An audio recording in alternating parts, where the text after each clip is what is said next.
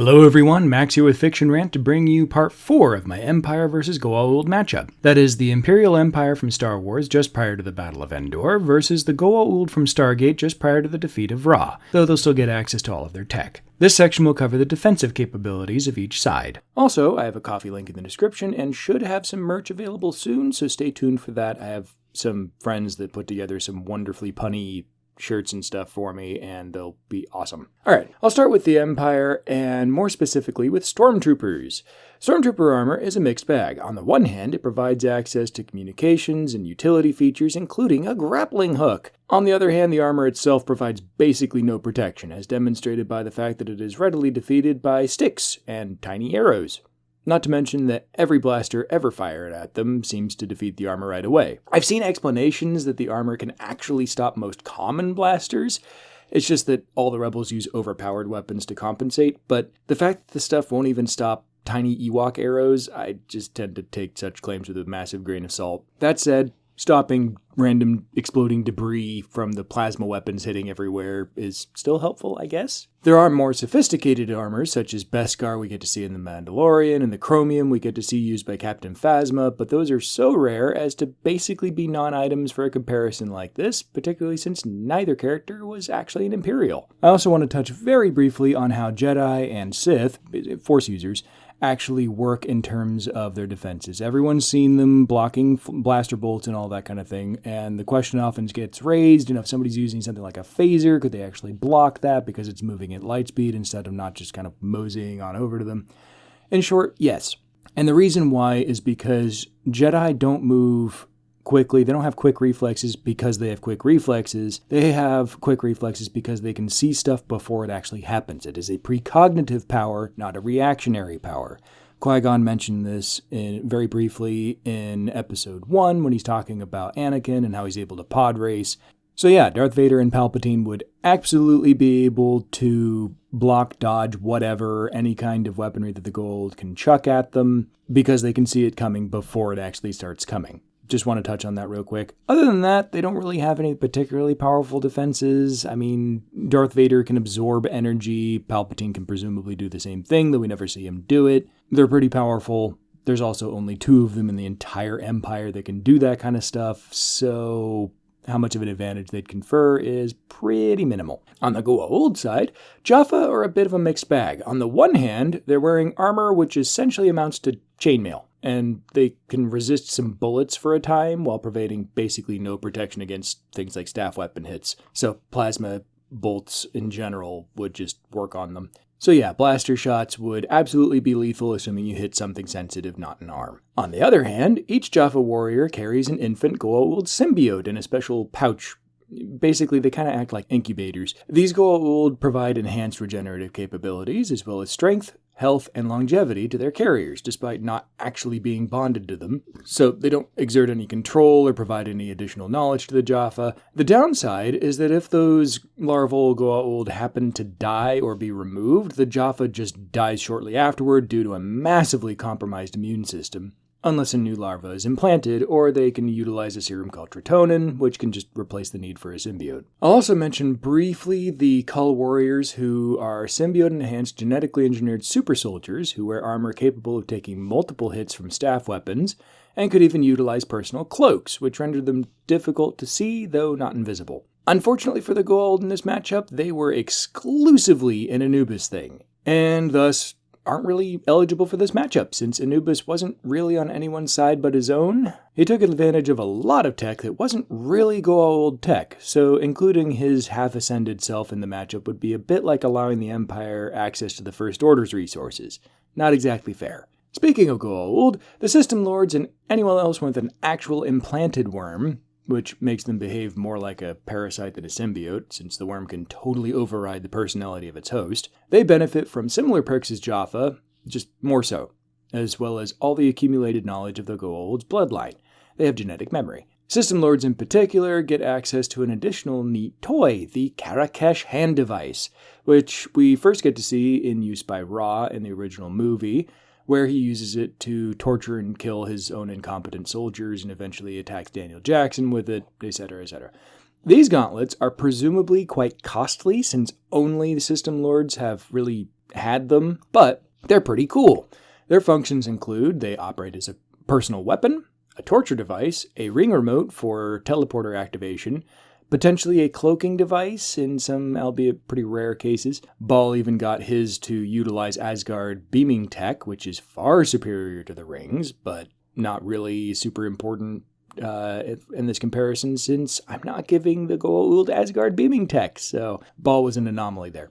But in terms of defenses, the important part is they also provided personal shielding. This shielding is a little interesting in that it renders the user nearly impervious to bullets and staff weapon fire, but anything moving slowly enough is allowed to pass through. So you can unload all your ammo into the shielded target and do nothing, but you could also just walk up and punch them, or, stab them. Moving on up, I'll touch briefly on armored vehicles. On the Imperial side, there's quite a variety, and the largest kinds, such as the AT-AT, are so heavily armored that they're rendered almost immune to all but the heaviest blaster fire.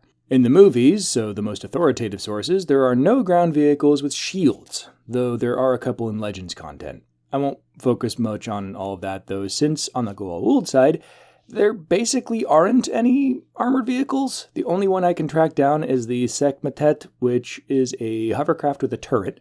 Information on these is pretty limited, and we only get to see one across all of the series, at least as far as I can dig up. I think they feature in some games or something as well. If anyone can track down some other references, that would be great. I would love to hear about it in the comments, and I will mention it in the next section. But yeah, in any case, this is just a hovercraft with a turret. The people riding it aren't even all that well protected or anything like that, so not exactly an armored vehicle, more just a weapons platform. In the meantime, let's move on up to the fighters and bombers. On the Imperial side, neither TIE fighters nor TIE bombers are shielded, but both rely upon speed and fairly light armor that's really only good against small arms for protection. Of the three classes we're looking at, only the Lambda-class shuttle is actually shielded, and it's not really armed all that much. And from what I can tell, that's only energy shielding. On the Goa'uld side, Death Gliders are also unshielded and rely upon their armor, which can be easily defeated by things like primitive Stinger missiles. Alcash bombers and Teltec transports, on the other hand, are both shielded and further protected by cloaking devices, which render them invisible and difficult to detect on sensors, though not impossible. How powerful these shields and cloaks are is pretty unclear, but in any case they can take a fair amount of punishment before losing any shields. It's unclear to me whether or not the bombers need to drop their cloak before attacking, but as far as I know, every time we do actually see them dropping bombs or anything, they're visible, implying that they do in fact have to decloak in order to deploy weapons. Finally, we'll move on up to the capital ships, and I'll start again with the Imperial side by explaining how Star Wars shields actually work, at least in application. First of all, it's implied that shields, particularly on capital ships, are very energy intensive. When chasing the Millennium Falcon, Captain Nita didn't even order his shields raised until after the Falcon turned around. This is in Empire Strikes Back. And, so the Falcon is apparently going on the attack, despite the fact that it obviously has rotating turrets which can fire backward, but yeah, they didn't raise their shields until, they're moving into attack position. Yeah, Imperial tactics at their finest. Anyway, in addition to being power intensive, not all Star Wars shields are created equal or even for the same purpose. Basically, there's three main varieties: energy shields, particle shields, and magnetic shields. All of them, unfortunately, are interchangeably referred to as ray shields, which is super unhelpful. Fortunately, their functions are relatively straightforward. Energy shields don't stop objects, but they do stop energy weapons. Best visualized in the Gungan battle against the Trade Federation, and super important to the Battle of Yavin, where General Dodonna explains during the briefing prior to the attack on the Death Star that the exhaust port was ray-shielded, so they'd need to use proton torpedoes.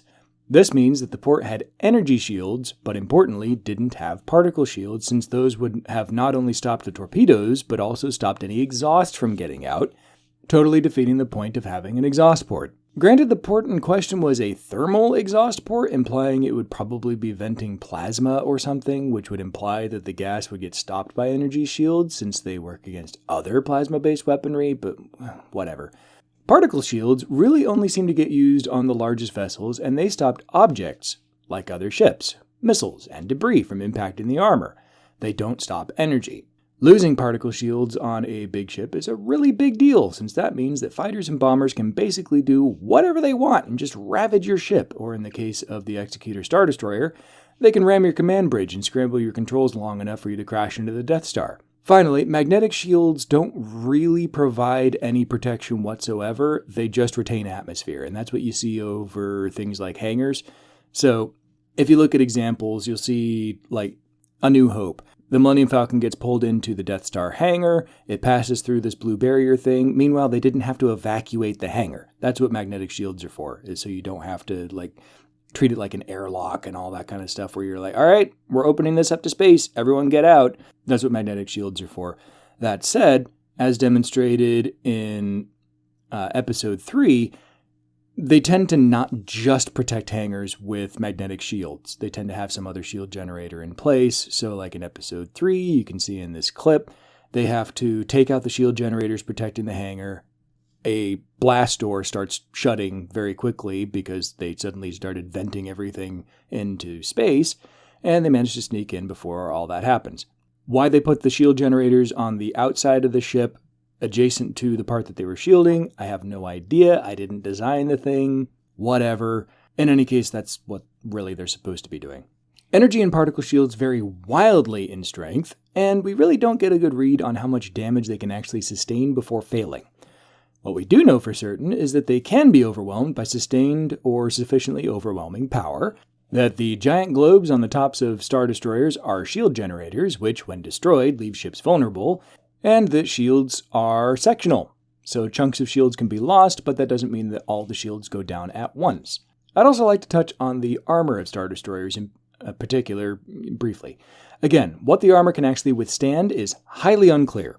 We do get an example of armor failing to protect a Star Destroyer in Empire Strikes Back when a gigantic asteroid impacts the bridge and cuts a phone call with Darth Vader short, but that was after days of searching the asteroid belt for the Millennium Falcon and having shields and armor pretty much continuously pummeled the entire time, so who knows how much damage they'd actually sustained at that point.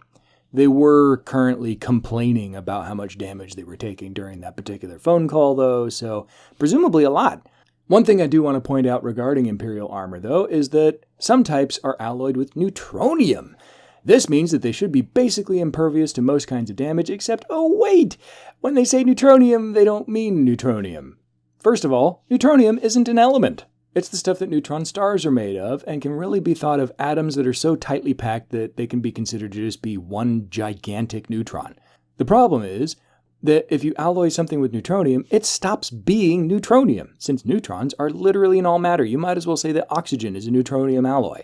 Further problems with using neutronium include the fact that it is insanely radioactive, and the fact that if you remove the stuff from the natural, incredibly high-gravity environment where it exists, it will probably violently explode, since matter really doesn't like existing in a tightly packed state like that.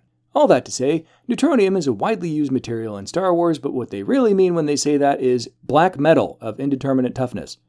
I did a whole video on the armor used in Star Trek and Star Wars, and pointed out that if the Sith, so they talk about how Sith back in the Old Republic days used to make their stuff out of neutronium, and they even had speeder bikes made of this stuff. Yeah, if they actually did that, made a speeder bike out of neutronium, it would go from about 150 pounds, probably, to more like 200 trillion tons, more than all of Earth's oceans combined, and the existence of it on any planet would cause a localized black hole effect. It would just cause cataclysmic damage to the planet where it's located. Yeah, they're not made of actual neutronium. They just took a sciencey word and were like, yeah, let's call it that. So yeah, the armor on the Star Destroyers is good. It's not that good, and that's probably for the best, since actual neutronium armor would kill everybody on board and quickly turn the whole ship into a ball and or explode. Okay, I should also mention briefly, because everybody keeps pointing it out in the comments section, that the Empire makes use of jamming technology, which, you get to see this most clearly in the Return of the Jedi. How could they be jamming us if they don't know that we're coming? Yeah. The Empire does make use of jamming technology, which makes it so that you can't detect anything about them, how their shields are doing, all that kind of stuff. Thing is that is the one time that is ever brought up, and doing some digging into it, it doesn't seem to be as widespread of a thing as people seem to claim. Everybody keeps making these claims that the reason why it takes Darth Vader forever to lock on to Luke during the trench run scene is because Luke is utilizing jamming technology, which makes those targeting sensors get a little scrambled, so they take a while to lock on. From what I can find in canon sources, There's literally no basis for this other than it seems like that must be the case. Otherwise, their sensors are awful. I think it's just that their sensors are awful. If you see in A New Hope, the Empire needed to... So the Millennium Falcon has been captured. They bring it into their hangar. They can't figure out where anybody is. So they go ahead and get a sensor suite that is the size of an oven onto the ship so that they can unpack some stuff and find life signs inside the Millennium Falcon.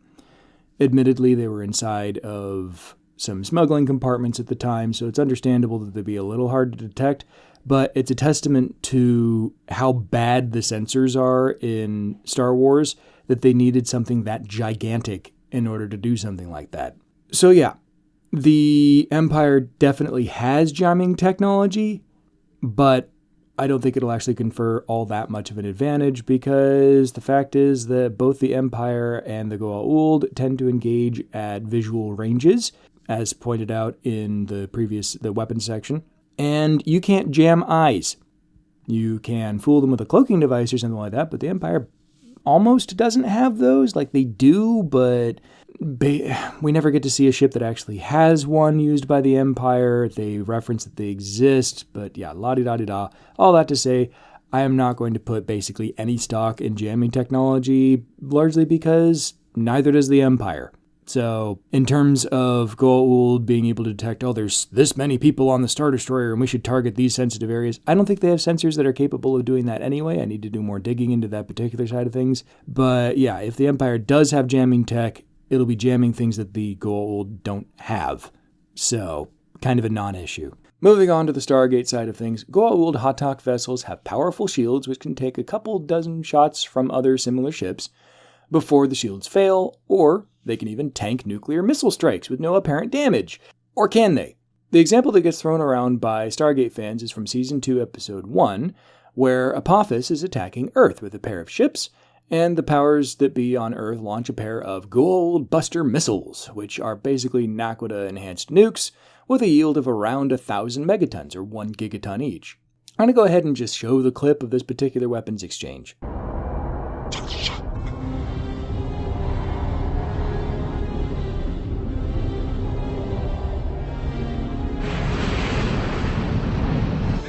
Impact in 7, 6, 5.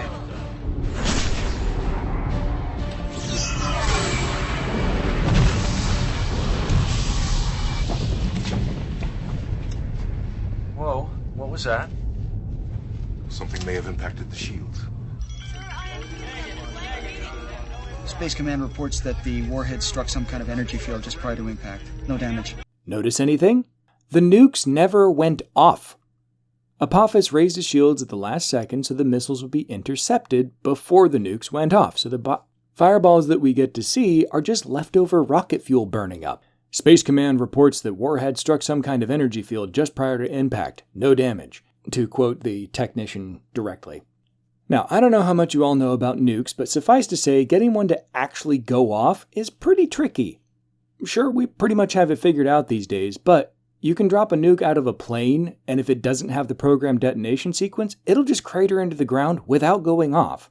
You can bomb the things, and all you'll do is scatter radioactive material everywhere. You won't get a nuclear detonation. Heck, the way you actually deploy nukes in combat is you have to detonate them in midair to maximize the destruction, not to mention keeping them from getting damaged by an impact and not going off. So yeah, sorry to you Stargate fans who have been claiming for years that Goa'uld shields can just shrug off gigaton strikes with no damage. That's simply not the case. The nukes never went off.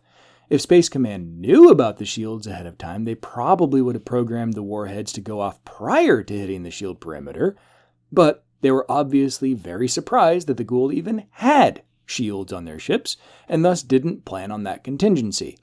They were clearly intending for the missiles to get as close as possible before going off and destroying the ships, which totally would have worked if the shields weren't there. Remember that Ra in the original film had his ship totally obliterated by a regular nuke. I don't even think that Jackson and O'Neill took the time to cart all the chunks of Naquadah over to the ring teleporter before sending it to Ra, so I'm pretty sure it was just a normal detonation of a nuke, not enhanced. So how strong are Goa'uld shields really? Well, we do have one more example that gets pointed to a lot as a feat of strength. That is from the Season 5 episode of SG-1, Enemies. In this episode, the SG-1 team is in a Hatak ship, and they take refuge in the corona of a blue giant star whose radiation will help hide them from Apophis and his sensors. To complicate matters, the ship had sustained a lot of damage at this point, and their shields aren't even functioning properly, so they need to survive the harsh environment using armor alone for a time until they can get their shields back online, and then they can hold out for a few more hours, the shield to buy them some more time. This is further complicated by the fact that blue giant stars are a lot hotter than our own star, which is what gives them their distinctive blue color. So where does this leave us? Well, it's really hard to say one way or the other. On the one hand, yeah, getting close to stars is a great way to get a gigantic dose of heat and radiation. On the other hand, even the corona of our own star extends some 8 million kilometers beyond its surface, and presumably the corona of a blue giant would be even bigger. So how close they're actually getting and how much radiation and heat they're actually resisting is totally up in the air. Also, spaceships being spaceships, they're all really heavily shielded against radiation and heat as a matter of simple survival. And this radiation protection doesn't necessarily translate to actual durability. Look at the space shuttle. Those tiles get crazy hot without permanent damage, but they're actually quite delicate. Heck, aerogel is one of the better air insulators ever invented, and you have to be careful not to damage the stuff just by holding it. So where does this leave us? Well, how strong are Goa'uld shields? Moderately strong.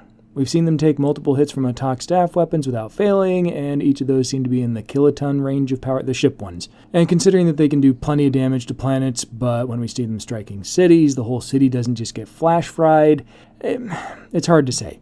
The problem I'm dealing with is that many of the fan assumptions on destruction are based on the nuking scene I just debunked, and the blue giant feat of strength just isn't that clear about what they're actually resisting and if that's actually much of a flex. It's really hard to say. So you throw that out and it's like, what are we going off of?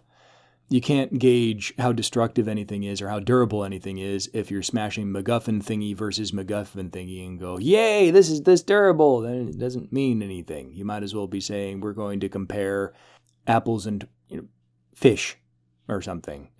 I think what I'm ultimately going to resort to is just assuming that Hatak vessels and Star Destroyers are both pretty much capable of harming one another.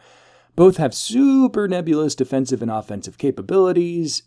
Both have fans that wildly overestimate their capabilities, but we have seen them get damaged by similar things, so that tells me that they're at least playing in the same ballpark.